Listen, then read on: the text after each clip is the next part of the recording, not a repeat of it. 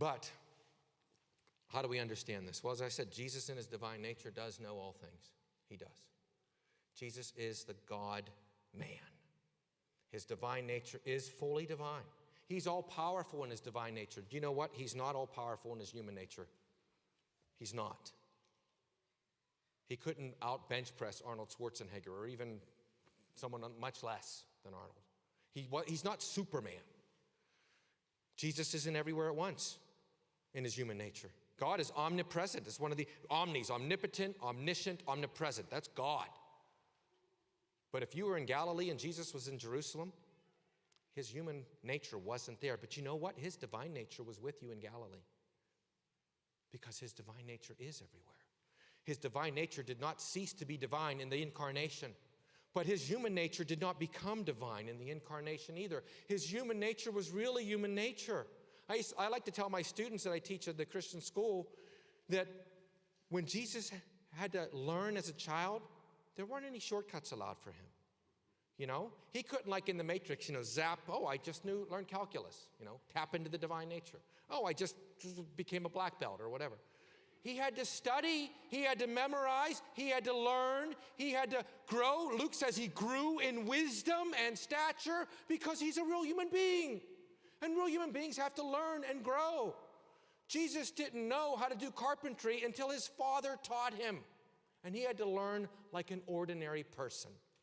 It was the devil who tempted Jesus to use his divine power to satisfy himself. Turn these stones into bread, you're hungry. He's not allowed to do that. He can't cheat. He's got to live the life of a human being, though he is also God. And we see him exercising that at times. And his divine ability, and he walks on water, and he, knows the hearts of people, but other times he doesn't know things. When that woman touched him, who touched me? I know scholars will say, oh, well, he really did know. No, he didn't.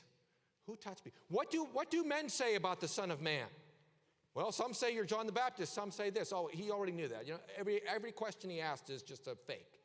No, he didn't know things. He had to learn things like everybody else. One of my favorite examples of this is what we saw in Matthew 21. Remember when Jesus was looking for figs on the fig tree?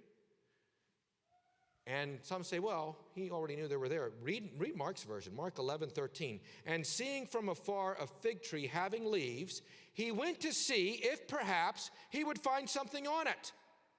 When he came to it, he found nothing but leaves, for it was not the season for figs.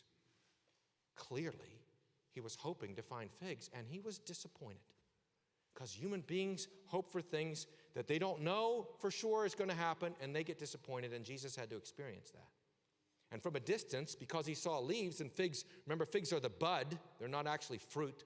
So when you see leaves, usually there is the early figs, which aren't that great, but if you're hungry, you'll eat them. And we saw, even though it wasn't the season for figs, there are sometimes occasions where a tree will, bud before any of the other trees around it. So Jesus sees this tree with leaves, and it was perfectly rational to think, oh, there might be figs on that. But he couldn't see because he's too far away. He's limited in what his senses can take in, just like we are.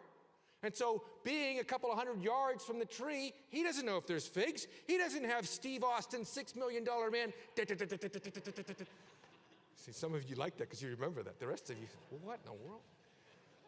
I don't know, Superman then, telescopic vision. He can't do that. That's cheating. He's got to be a man. And guess what? As a man, Jesus did not know the day or the hour. He wasn't omnipotent in his human